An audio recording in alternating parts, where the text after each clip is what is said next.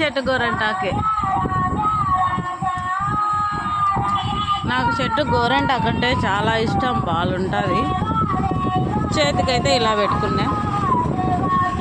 ఒక్కొక్క నెల ఒక్కొక్క స్టెప్ మారుస్తా.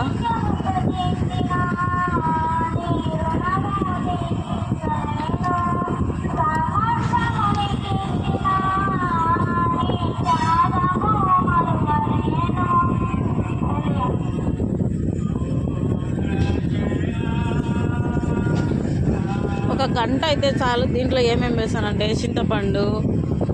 చింతపండు నిమ్మకాయ ఏం వేయను. గంటన్నర సేపు పెట్టుకోండి, ఖచ్చితంగా కర్రెగా అయిపోతుంది.